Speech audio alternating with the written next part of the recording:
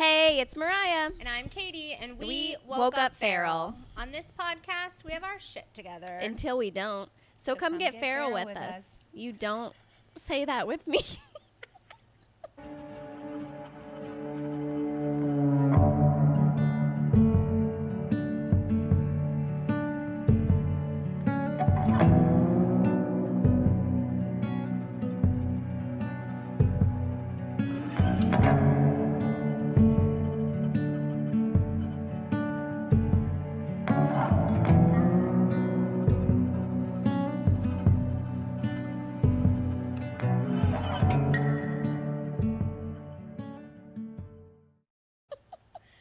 Trying to be like you. No, please don't. All right, well, let's tear into it today. Okay. It's been a doozy, guys. It's been a doozy. Today is the day where we don't have our shit together. No. But we did think that it would be really nice to update you guys on everything Villalobos. What is happening at work right now and at the rescue? So much. So, I think, is there ever a calm day when there's not a lot happening? And if there isn't anything happening, then I'll scary. make something. Yeah, well, then there's that. And then there's another program going into effect. Just kidding. Who's interested in another program? Good God, man. I can't keep up. Me okay. neither. Yeah, as long as I don't have to head them up. You don't. I take care of it. All right. Well, tell us what all right. Well, as some of you know, we have pretty much completely shut down our New Orleans location, and actually very bittersweet. Our very first ever New Orleans location just got torn down. It was like very sad, and I mean, it was a shithole, but it was like where. Though. No, it was like it wasn't even the building. I think it was like everything the building meant because the building was like a piece of shit. It was falling apart on top of us. Yeah, but I was living there at the end. Well, and you know, Kanani, that was where we first moved in together. That's where we met and moved in together. Yeah. And it's a lot of memories. Like there was so many dogs that like I fell in love there, and that's how like I first got involved in all of this. There's so many people and just dogs and everything that have gone through that. It's just like an entire chapter just closed. Yeah. And it didn't feel so final until seeing it torn down. Yeah. It just was like I don't know. It's so crazy. It was crazy. You know, we live close or whatever, so we've been able to drive past it multiple times for the last couple of years, and we would always drive by it, and then that back area, like the barn looking area or whatever, there's like a little window, and I'd be like, there's our first house together, joking. And then it started to really fall apart. Yeah. And we were actually trying to rescue a little Chihuahua in there months and months ago, and we went in there and it was all tagged and stuff. Sad. And it was so sad. There was like had squatters and it got really even worse, obviously. And then the other day we drove by and it's just completely it's just gone. That's insane. And it was like, and there it is. That's it. It's just so crazy. It's so surreal, I think, to think about. And I think it was such an emotional day. And like chapter 4, a lot of us, like I remember when I had actually seen a previous employee who I'm still friends with post pictures on his Facebook, and I was like, whoa, my God, it's being torn down. Like, what in the fuck? I didn't even know that was like a thing, like that was happening. And then so many employees like started chiming in like, oh my God, she's gone. She's gone. Like it was like such I don't know. It's crazy too because the space looks so small. Like now that it's gone, I'm like, how did all those dogs fit in there and all those buildings in that tiny space? It's so insane. Yeah, it definitely is bittersweet. It's hard to see. We drive by it often, and it's just one of those moments where you're like, it's like closing. It's like really closing a chapter. Yeah, and I also I say like I'm just so grateful to have a bit of my history there because I know how much that building meant to the rescue, and even though it was a short period of time, you know, we did live there, and I got to work there, and I got to take care of dogs there and be there with Perry and have our first memories together in that place. And so it's where my husband used to stalk me from that kitchen window. That's so funny. The kitchen window upstairs. Yeah. Every Saturday. And it's just gone. It's just so crazy. I know, like to think like, oh, we should take me where, let's go on a date where we first met. Can't anymore because it's gone. You know what's crazy, actually, just side note, is that a lot of the places that I've grown up aren't there anymore. I know. Isn't it sad? Yeah, like my homes, like homes that I lived in, they're no gone. longer there. Yeah. It's so crazy, whether it be like, well, you had a fire. Yeah. I had a flood and they tore the house down, and it is insane. It is insane. So because life goes on. You know what's crazy is my family farm that I grew up on. My aunt and uncle sold. Yeah, they're moving. Too. Like that's the only like consistent home, because my family moved around so much that like I've ever had, and now it is like the one tangible thing. It's gone. Yeah, it's crazy. Insane. We're going for Thanksgiving, and it's the last holiday. Oh my god! I know it's gonna be. Really it's gonna be very emotional. Actually. Yeah, I think so too. But I mean, it just shows you, that time goes on and you continue to evolve. Yeah. And, the rescue might not be there, but we're still around. Yeah. I know when that happened, Tia made a big post, and like everyone's like, "Oh my god, you guys don't rescue dogs anymore. The rescue's over." No, we're just not at that location. Like honestly, where we're at now in Assumption Parish, it's more rural. It's like, it's so much better for the dogs, and we were already moving all of the city dogs out here because it's just a better, quieter, peaceful life. But that's what we were known for. That's where we first went when we moved to New Orleans. So it was just like, I don't know. It's just like almost like your identity. And now it's changed. It has changed. I mean, absolutely. I do believe, like, even from when I first started coming around, which now has almost been 4 years. That's insane. I know, it's so crazy. But the rescue has evolved in the last 4 years, not just from, moving from Claiborne to Galvez out so many different locations. But even just, like, I feel like from, like, a branding and a marketing, like, things have changed. It is more like, I think you have to constantly evolve. Yeah. And see, I've been involved with the rescue for 15 years, since 2010. Gosh, it's so long. Like, so that's literally like half of my life almost. Yeah, it really is. That's so insane. Crazy. I know. Yeah, it's really crazy. Grown up in it. What do you think that, like, now that things are changing, what do you find is like the thing that's changing the most, or that you're even excited about within the rescue? Yeah. So I think what like our biggest thing we're trying to do now, I mean, I think it would be exciting one day, not that I don't love rescue, but I think our dog numbers we're finally seeing a difference. They're finally going down. I feel like we're finally making a dent and a change in like the local community out here. So I think eventually, once our number gets down, I would love to like, which I think is Tia and my goal, and I know Mariah's M1's got this goal too, is like eventually to have our different nonprofits set up to do different things. So if there's less dogs and less need of us on daily routines and constantly keeping up with the day-to-day, then Tia can, do more of her social media that she's trying to do. She wants to do like go on the road and film with these littler rescues. Right. We've had dirt road rescues has been something like her and I have kind of been involved with.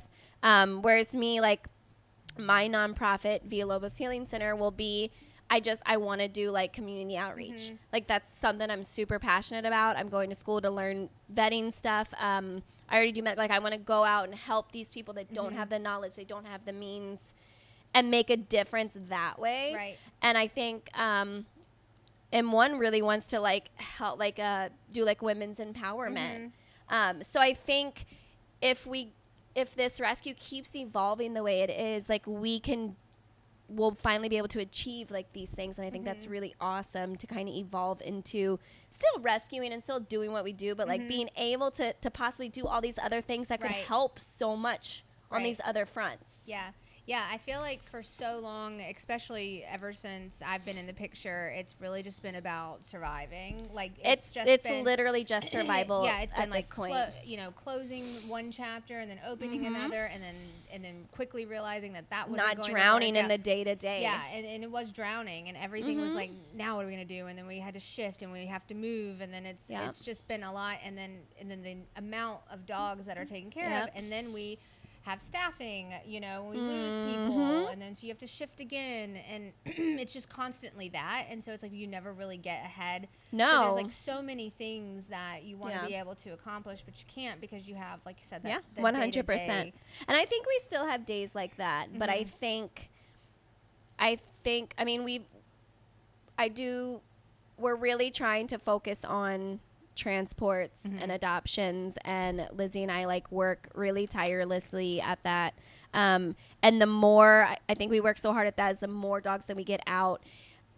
Currently right now, I do believe that our outtake is bigger than our intake, and that hasn't been that way in an extremely long time. Yeah. So it's kind of refreshing, but I always like want to get so excited and talk about it, and then I stop, because then I like feel like I'm gonna jinx it. And then we're just gonna start drowning again, and I don't want to feel that way. But it's like you want to get excited, and you want to be like, oh my God, like things are starting to like look up, and they don't feel as like exhausting and as traumatizing.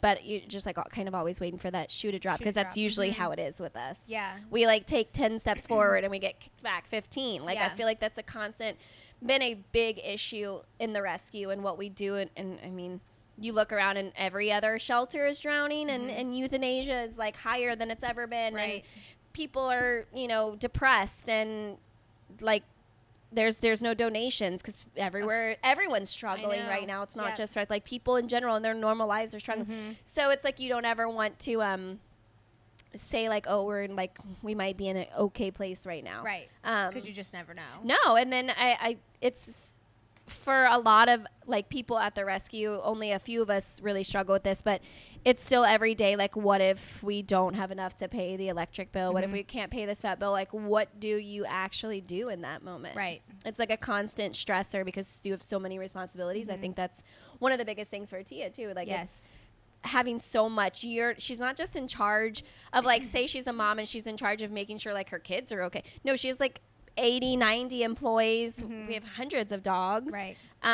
Multiple locations. That's a lot on, like, even with me taking over the day to day, like, Kanani doing things, and one doing things, you're doing things, like, it still is all leads back to her. Yeah. So as much as we can help, like, it's a lot of, and I mean, you feel pressure, I feel pressure, so I can't just like imagine, oh my God, what are you feeling? What is she feeling? Yeah, absolutely. So it's stressful. It is.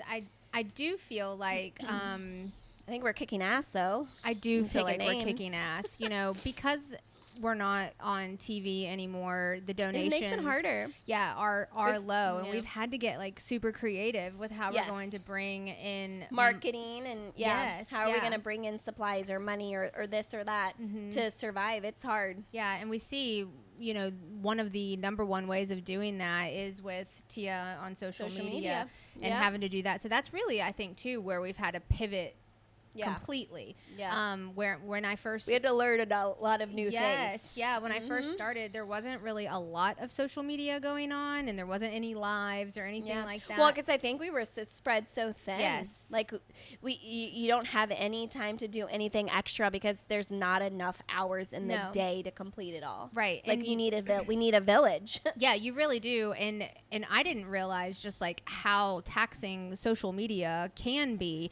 I had no idea. I mean, it's a full friggin' because you have to keep up with it. As soon as you slow down, it's like, okay, bye, you're forgot about. Like, you have to be consistent. And you got to plan ahead. And everything you have to think about. It's because so calculated. It's so calculated, but it works. And it's the only way now that we really have to reach out. But it's also the new age. It is. Social media is the new age. Yeah, it is. You can be a nobody and be big on social media, and you're a freaking celebrity overnight. Yeah, exactly. And it all takes work to do all of that, but it's doable. Oh yeah. But it's the only way that we can reach, people who enjoyed the show, or fans of the show, or supporters, donors. All of that is to put it all on social media. So I feel like, one of the questions is just like, what have you seen really evolve in the last couple of years? And social I feel media. Like it's been, watching Tia hustle on those lives. You're doing lives now. We're doing the VA and the sponsor. Yeah, the VA, the sponsor programs. I think everybody's, trying to hustle. Yeah, and I definitely think that, like I said, it's a full-time job that, to think that Tia was going to be able to have enough time to do all the posting or you do all of that kind of stuff. It's insane. You have to have a whole different person. And luckily we have had Jenna take on a lot of that, and it's been super helpful because I can't even keep up with all of that. Well, it's hard. It's insane to think that we were trying to do that when we all have, and it's always on the shoulders of like some of us who have the most responsibilities. Like if Kanani doesn't do his job, then things don't get built, dogs don't get moved, vehicles don't work to transport these dogs. Like he's like the glue that keeps the locations and everything together. Tia's obviously the glue that keeps it all together. Right. If I don't do my job, then dogs don't leave. So that means our number doesn't go down. Right. If I don't do medical, that means dogs die. Like there's so many major responsibilities.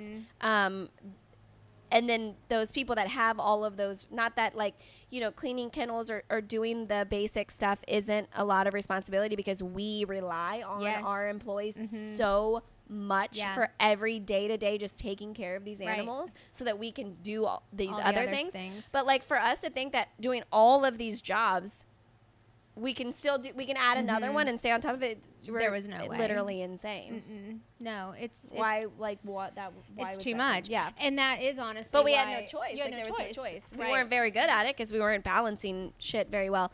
But we were trying. You know what I mean? Right. Well, and that's why I think that we've had to get creative with the programs that we've started. And you have to stand out and be different, too. Yeah. Than everyone else trying to do the same thing. Exactly. And I think that with the virtual adoption program. 100%. That's brought so much to the table for the dogs, number one. Like, to be able to see all of these people showing love and, like, having their dog that's virtually adopted and send in those donations and care packages is amazing, and then actually watching it full circle when the dog actually gets the care package. So pumped. I know, they it's get so excited. Sweet. And then I also love the fact that I feel like at least brought me closer to some of the employees as well. Like I didn't know any of the people that worked out here, you know, but now I have to reach out to find out certain things, or they're sending me pictures, and then they're like excited about the pool. You know, they're like, oh, so and so got a pool. I'm excited about this. And I just think that that's really nice to see just how passionate the employees are, because I'm not really involved in all of that, you know?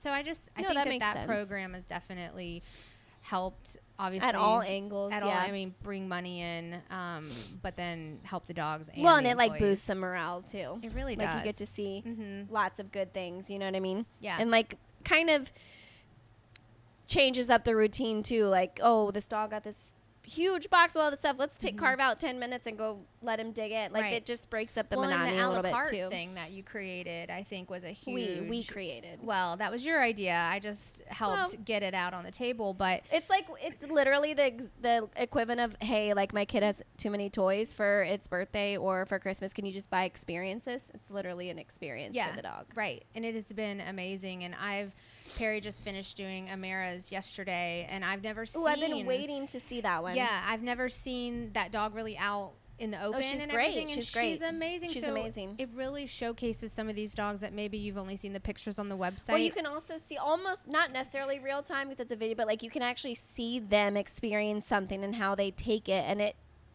it's easier to understand than if someone's explaining how this dog is going to handle this situation. Yes, it really does. I mean, it showcases the dogs in a different way, and Amy did a great job on that one. But, I mean, she took her down to the water, and the way she was, like, playing in the water and everything, it's just so different. And then even getting to see the dogs ride in the car with you and everything, you light up. The dog is lighting up. You know, they get a little treat. I know they have like this huge smile on their face. Their tails wide. They're like, this is the best day ever. Yeah, and you just get to see. You can see them on the website, and maybe there's a video on there, but some of them don't. It brings them to life. Almost. It does. It brings them to life. So that is something. It's amazing new as well that we didn't have that I think has been helpful. Absolutely. As well. No, I love that. I also think we can kind of touch on too. I want to think of the dogs, the last like maybe 2 rescues that we've posted. I know I posted about a beagle that I rescued out here, Brise. She came in just horrible shape. She was actually found. She was like, there was a house where some contractors were working. It was right near a cane field. And she just like walked up into the driveway and collapsed right in front of them. Almost like she like was like, oh my God, finally someone I can just. Yeah. And so she just like dropped And they called animal control. Animal control immediately called me and was like, she's not going to make it. She's in such bad shape. And so when I went and got her, I mean, she just had wounds. I mean, a gaping wound. I remember the pictures. They're just sad. so traumatizing. Yeah. But in true dog and hound spirit, she is doing phenomenal. I mean, she had so many wounds on her, gashes, swollen lymph nodes. Her teeth are completely rotted.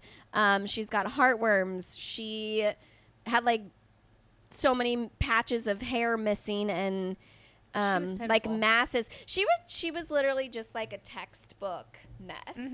And she is like, I seen her the other day, this week actually, and she's like wagging her tail and playing with the other hounds. And she was like a shell of like this broken dog that like had not, like, she just would like sit there and look at you.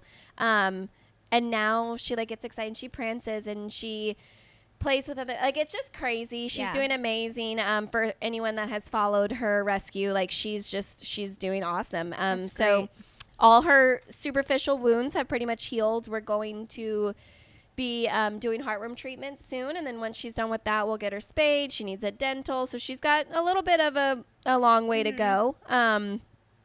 But other than that, like, her spirit has came back, and I can't wait to see some pictures. Sweet to see how I actually took a video of her the other day when she was like prancing around. I was like, "Good for you, Brise! Like, good for you, girl." Yeah, when you just said like a shell, that's exactly when you said the like, picture. Just like that's exactly picture. what it was. Yeah, she was just like done. Yeah, like she literally looked like if we would have just let her go, she'd have been fine with it. Yeah. Sweet, baby, but I was like, no, girl, it's not your time. Nope. I was like, nah, there's something in there. We're turning this around. There's something in there. Yep. And there is. And now it's like, I love the part of like rescuing when they like hit that like cross, and then all of a sudden they're over the hump, and then the personality comes back, and you're like, I knew you were in there. Yes. Now you're feeling like, you know what I mean? It's just like, so rewarding. Look at you. You're so strong. And hounds are fucking strong. I like, after doing rescue, I have realized that the hound breed is like the toughest dogs. Yeah. They are like, I'm not saying like other dogs aren't tough, but like pit bulls are stoic. They kind of don't show pain, but they're like, they're kind of babies. Like they're little, like, you know what I mean? Hounds like will show you nothing, but they don't, it's like they don't feel anything. They're so fucking strong. Yeah. They will keep going. They will keep hunting. They will keep running until their legs fall off. Right. Like, it's just so mind-blowing. Like, it's insane. And I guess they are, you know, that is like their job. Like, they're bred like and built to do that. Yeah. They're tough as hell. It's just, like, I have a huge, like, admiration for hounds. And they're, like, the gentlest souls, too. It's insane. You can see it in their eyes. They're very soulful. But, yeah, so she's doing great. I know we posted a rescue that you and Perry and Jenna and Kyle did of 2 puppies, right? Yeah. They were found in the city. Ozzy and Alistair. Yeah, they were down on Michaud Road out in New Orleans East, which... Horrible area. Terrible area. We had been out there a couple months prior looking for 2 dogs that we were unsuccessful with, and also... We've got a lot of dogs over there over the years. That's what Tia was saying. Like, it's definitely a place, and ground. I think that there was episodes from out there as well in the past. It hasn't changed. It's still terrible out there.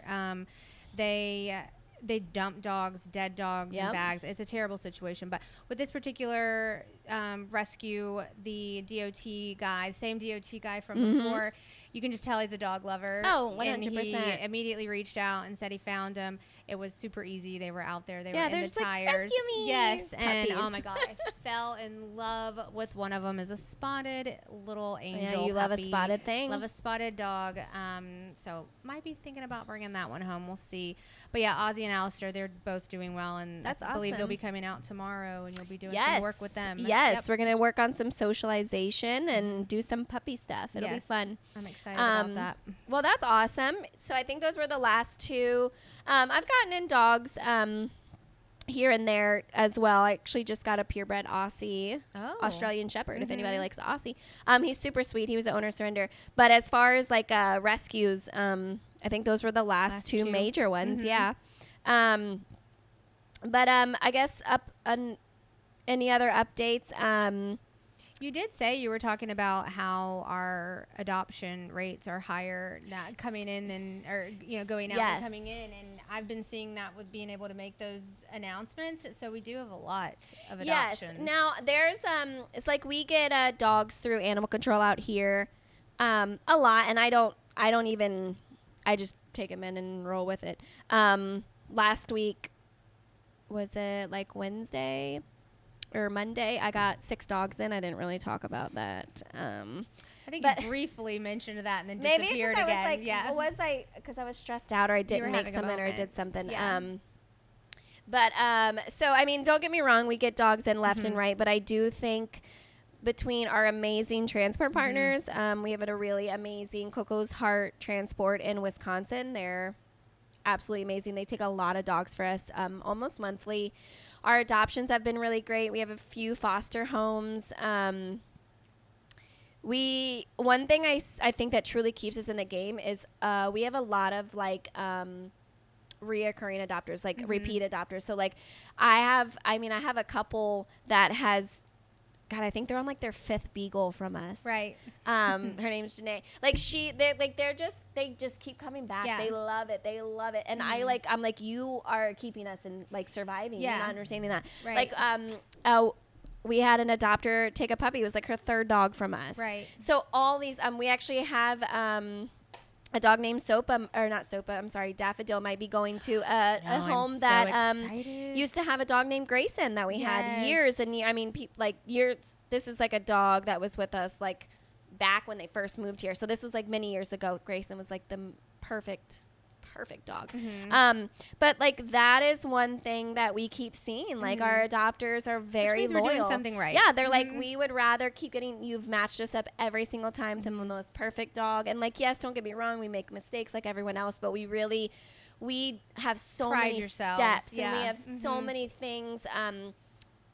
Like we get to know these dogs so well and we put them through so much. And Lizzie and I have gotten really good at noticing things and picking out things and putting dogs through certain things to know like what is the perfect home and knowing what will be good and what set them up for failure. So yes, like if you've adopted from us, our adoption process can be very lengthy, but I think when you finally do get that dog and you're like, God, this dog's perfect for us, they really did their homework. It makes you appreciate how thorough, because one thing that we also pride ourselves on and we don't want to happen is we don't want returns. Like I think our return rate is like 0.0001. Like it's so low. Lizzie and I did the percentage one time and it was like shockingly, it was like, holy crap, that's pretty awesome. So I think that's why we do it. Which is just not the case if you're going to get them from a pound or from PetSmart. Or, here's the thing though, and will never like put down a local SPCA or a local shelter that doesn't do this. One, because a lot of those local shelters or humane societies or SPCAs, they don't have the means, they don't have the manpower. And they're a lot of like government ran not rescues, but like shelters. They don't have that choice. It's either come in, pick a dog. If you don't pick this dog in 10 days, it's getting killed. Like, and it's not their fault. And actually that's why a lot of shelter workers and veterinarians that have to be the one to go in and euthanize all 18 dogs that day. That's why there's such a high suicide rate. That's why depression, it's and then people are like, oh, this SPCA. So, and it's like, it's not necessarily their fault. They're trying to save as many as they can. They're trying to do what they can. You're not understanding the other picture because you just see this one. But when you're actually in it you see from the other sides, you're like, okay, this is not what they don't want to do that. It's not their fault. And they're in animal rescue care. And, you're not going to want to do that. And they try to do the steps that they need to do to try and fit the right home. But also, they're just thankful someone's coming to adopt a dog and it's not going to get killed next week. So, take the dog. Take the dog and we'll see how it works. But I that's one thing I'm so thankful, and I've had such a good experience here, is that we can actually do the legwork and we can put in the work to make sure that doesn't happen. Because our intention is never to have another animal hurt or a child hurt or, an elderly, but you just never want something to go south. So you work really hard at making sure it's perfect. And I know that throughout the years it has gotten a little looser in terms. I know at first we weren't adopting to any. Well, I think Lizzie and I entered our fuck it era. Let's talk about that. So Tia calls it our fuck it era, because like we started taking more chances where we're listening to our gut more than just being all business. So we're like, oh, that could probably work. Yeah. Fuck it. Right. We'll just try it. Yeah. And it's, knock on wood, it's actually working for us. Well, because you have the experience. So yeah, so like we're usually, I mean, we're very thorough, but like I think we're opening up, we're kind of broadening our horizons and not being so strict, because times are rough, and sometimes you may not have the perfect home on paper, or may not be a millionaire, but you love dogs and you will take such good care of this dog. You may maybe you have a cat, and the cat will work out with a certain dog. And here's the thing, we're doing more testing because we have cats. We can cat test a dog. Yeah, that's right. But we also like, hey, this dog has done phenomenal with all the cats we've tested it, but I just want you to know something can always go south. Yeah. So please take these precautions. And our fuck it air is hoping that they will take those precautions, but also knowing, having that disclaimer, putting it in paper. If the dog does end up doing something, it's not our liability. Right. Like, we warned you, we've done everything we can, but I mean, shit happens. Right. Because I know in the past it's been like, thankfully that's never happened. Yeah, right. knock on wood. Yeah, thank God. We don't want that to happen, but we do want to have adoptions, and so I think 100%. That it's really good that we have been able to reevaluate. Yes. You know what we're looking for in adopters, and be more open-minded. And with y'all's experience, we're able to still place dogs in perfect homes and everything. Well, and I think we've a lot of us take dogs into our own homes. Like, oh, like, I'm big on, if you're taking a dog and you have a child in your home, I'm taking that dog home for a week. I want to see what it does with my kids. What does it do when my kid's sitting on the floor eating a popsicle? What is it going to do when my kid grabs its tail? Like, my kids are very Luke's like so respectful of animals that he'll just ignore the dog until he like initiates that it wants attention, whereas Leilana's like a little overbearing. But I love how she's still respectful. I'm like, I never leave. I'm so on like my kids and dogs. Like, I never leave them alone. But I have kind of both different personalities, so I can really see, okay, is this dog gonna really do okay living in a home with a kid before I just send a dog like, oh, here, take this dog, it just came in, let it live with your 2-year-old. Exactly. No, we're not doing that here. Well, everything that I've seen in like the adopter pages, and working through Good Morning Villalobos, and meeting some of the adopters and doing the dog diaries and everything, because now I'm doing the dog diaries. I get to talk, another thing, doing all the things, but I do get to talk with the adopters now, and that's one of the things that they say, so thankful, is that the process is one of the reasons why they continue to come back, and that it's been so pleasant. So if you guys are looking for a dog, please, we'll fit you with we have all shapes and sizes and colors. I mean, it's and ages. True. Yeah. And you guys are the matchmakers. And we really are, and we have so many different programs. If you love senior dogs and you want to adopt a senior but you can't afford it, we pay for our seniors medical for the rest of their lives. Like, we have so many different things. If you want to adopt a dog but you can't pay adoption fee, well, we have virtual adopters that sponsor that fee. Right. So there's so many different ways. And one thing we always say is, once a VRC dog, always a VRC dog. So I've had adopters. Actually, I just had an adopter reach out to me yesterday. They adopted a dog, Snoopy B, and he's been sick for a while. We've been in constant communication, and he ended up passing away. And I was like, God, that fucking suck. Right. But this is how close we are with our adopters. When something happens, they're constant. And he wasn't a senior. We didn't he left before he was a senior. So, she was like, I don't want, you don't need to pay for any. I'm not asking you, I just want you guys to know. This is how a lot of our adopters are. Because the process is so intimate. I feel like we become best friends. So, we want to know. And I tell them, I'm like, I want all the pictures and the video. I will never forget that dog. That's why I don't reuse names. Yeah. It upsets me, when employees, will you reuse a name? I'm like, no, that's not that dog. Yeah, that already had And now it is getting extremely hard, because now I'm just making names I've definitely seen you struggle with some names. But that's why, because this is a whole chapter, this dog. Because a lot of times, if I'm the one rescuing it, I'm the one that does its medical. Yeah.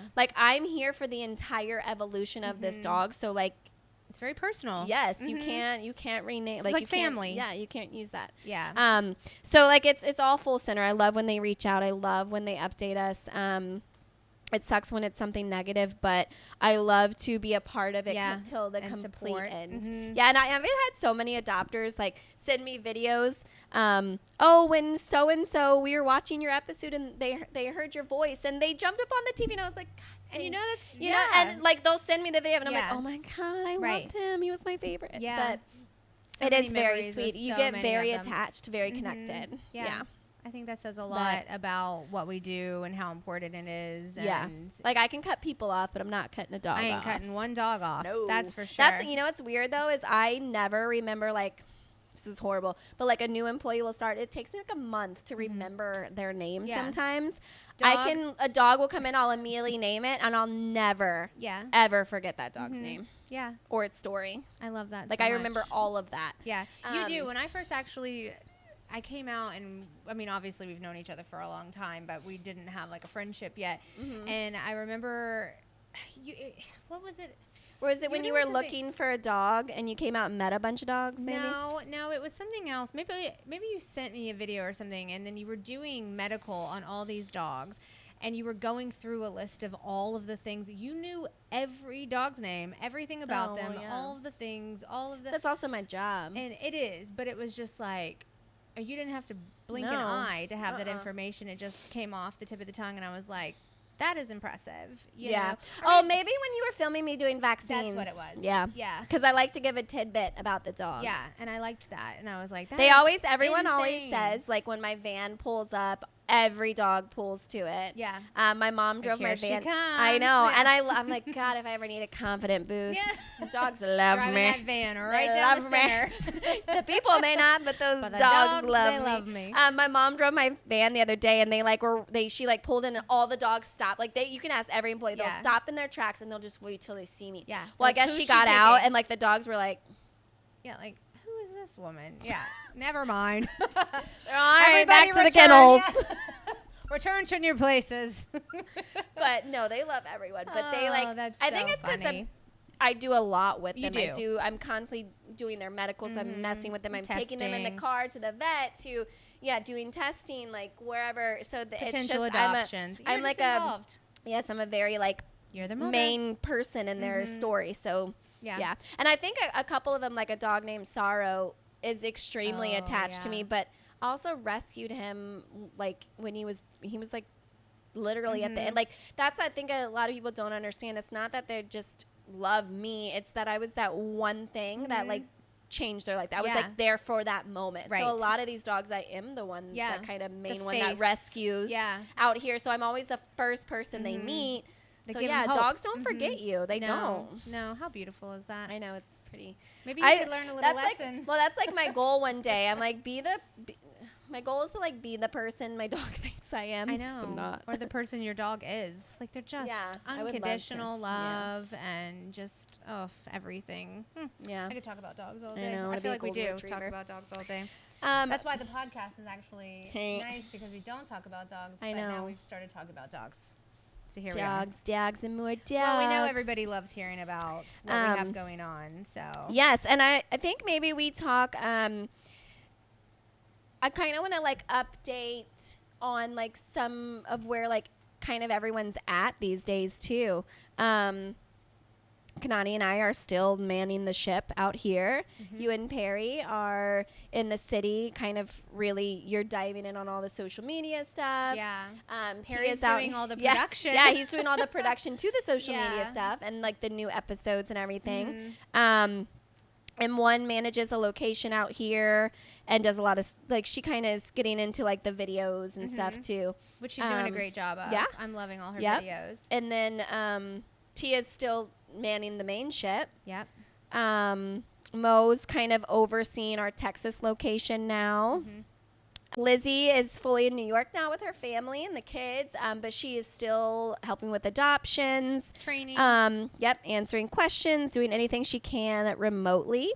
So it's kind of been a whirlwind. We're all hands on deck and still fully dove in and all these new different things and changes. It is a little refreshing. It feels different. Like I think the mood's a little lighter these days, which is nice. I think so too. I can definitely sense that from when I first started to where we're at now. This is a gloomy, dark place. I was just, well, this is where you go to die. Yeah, there's a lot going on here. But and then I was also it was a rough few years. Yeah. It's been a fucking ride. I've been glad to be able to help out though. Like I knew that I was going to be able to. I just didn't know what the capacity was going to be. But since I do have another job, I wasn't sure how much I was going to be able to give, and now I give pretty much all of me. Yeah. Yep. Give all of me. Give all of me. But I enjoy it, and I love everything that we do. I do think that things have changed, and I do think it's for the better. Being out here with the dogs. Oh, 100%. Getting this country environment, fresh air, grass, and everybody being in more of a centralized location. It's easier to manage for everyone. It's a lot easier for me, at least, as far as managing and doing things. Like it's hard when everything's so spread thin. But I think it's also some of our like things to look forward to is I think we're going to get our spay and neuter mobile up and running. I have a vet that is super interested. Actually, we may even open up our own clinic soon. It's kind of my little project that I'm putting into the atmosphere that I'm super passionate about. But just getting more dogs out and trying to just keep going up and keep progressing and changing lives and changing dogs' lives, and hopefully one day there won't be any dogs left to rescue. But one can only hope. So yeah. But there's lots of moving parts, and lots of things have evolved and changed, and hopefully everyone's sticking with us, and we have pretty loyal fans. We do have pretty loyal fans. I've definitely learned that through the last couple of months. They're like ride at dawn kind of fans. You guys are riding at dawn for us. Absolutely. They really are. And some of the names I've like become like these people like they're your best friends. Yeah, I'm like, there's my friend. Yeah. You know, like we couldn't do it without you guys. We depend on it, and we love you so much for all your support and help throughout all the years. And there's so much more to look forward to. Like I almost feel like we're just like coming into a new chapter. I know, it's like a new era. It really is. It's refreshing. No, it is. I agree. It's like we're like, okay, who is this? And let's try this on. And this is great. Yeah, something different. But yeah, everything's going good, guys. We're trying to stay positive. I really do want to encourage everyone. Like, the best way to like get involved. I know you're at home, you can't adopt a dog or anything. There's fostering, there's adoption, there's donating, there's sharing social media posts. If you can't, even local shelters, local rescues in your area, they are all struggling just like us. We are just bigger, we're kind of more out there, but all of these have their silent struggles. So, yes, they do. Anywhere, just give, just donate and support and foster whatever you can do. Share that's a good point, because a lot of people can't donate, but one you thing can share your social media posts. Is just share encourage your friends. Hey, have you guys checked this? If you ever have a spare change, they need help. Not just here at Villalobos, any local shelter, any humane, anywhere. If you're physically able and you can't do any of those, go to your local shelter and walk a dog. Yeah. Anything. All of that helps. Help clean a kennel. Makes like anything. Difference. Do a local drive at your business. Collect blankets, dog food, cat food, treats, toys. Anything works. If you can't do that, go through your cupboard and take out all your old sheets and towels and drop it off at a shelter. All of these things, it all adds up. Seem so small and minute, but they are huge and they are monumental, and we survive on all of those things. So, but I just love if you guys ever, there's so many different ways. You guys can always message too. Hey, outside the box, what can I do to help? Yeah. And we'll be like, hey, this is what we need. Yeah. And a lot of people have had so many great ideas. A lot of programs that have come out have been stemmed from people who have given us ideas, and we've been able to run with it. So if y'all see something someone else is doing and it's working, or you have any ideas, please email to. We are an open book at this point. Yeah, we're doing all the things. We're trying it. We're coming in at all angles here. So we're going to get these dogs home. It's good though. Yeah. No, it's exciting. I think so too. Okay, well, this has been nice. I love doing an update. We'll have to do this every few episodes. And I think so too. I think it'll be good for everybody to hear. All right. Well, always remember, guys. Stay feral, not fragile.